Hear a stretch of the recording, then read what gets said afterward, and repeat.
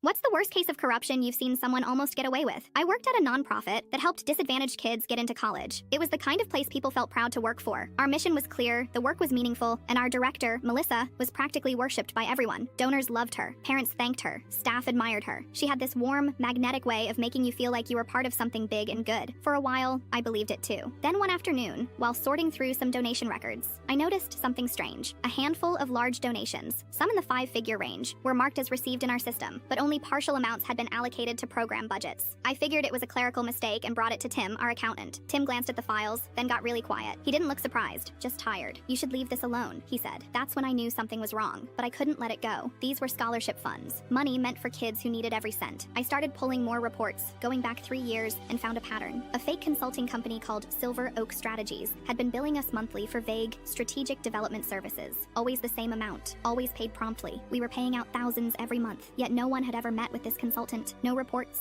no deliverables, nothing. So I traced it. The company didn't really exist. It was a shell Melissa had created. She was submitting the invoices herself and quietly funneling the money to a bank account in her name. Over 3 years, she'd siphoned off nearly $200,000. I put everything together. Transaction histories, payment authorizations, matching signatures, the incorporation documents for Silver Oak, all of it. Then I scheduled a meeting with the chair of our board. He looked through the documents for about 10 minutes, then sighed. "We know," he said. "We've known for months." My stomach dropped. Turns out the board had uncovered the fraud during a routine audit, but chose to keep it quiet. Their reasoning, going public would mean losing key donors who adored Melissa. They were planning to quietly transition her out at the end of the year, keep things internal, and protect the organization's image. I was stunned. "What about the kids who didn't get scholarships because she stole from them?" I asked. He didn't answer. 2 days later, I anonymously sent the entire file to a local journalist who occasionally covered nonprofit work. I used a burner email, attached everything, and waited. The story broke a week later. The headline was brutal. "Nonprofit director embezzles funds from college access program." Melissa was fired immediately. Criminal charges followed. The fallout was swift. Some major donors pulled out, yes, but new ones stepped in, specifically because we'd taken a stand. Parents, teachers, and even former students came forward to offer support. The worst part? 3 board members were forced to resign after it came out. They'd received small consulting fees from Silver Oak for oversight services. In other words, hush money. It was like watching a house of cards collapse. The nonprofit survived. It was rough for a while, but it rebuilt. New leadership came in. Scholarships resumed. We created stricter financial safeguards and implemented a transparency policy. As for Melissa, last I heard, she took a plea deal and avoided jail time in exchange for restitution and community service. But her career and reputation were over. She almost got away with it. Almost.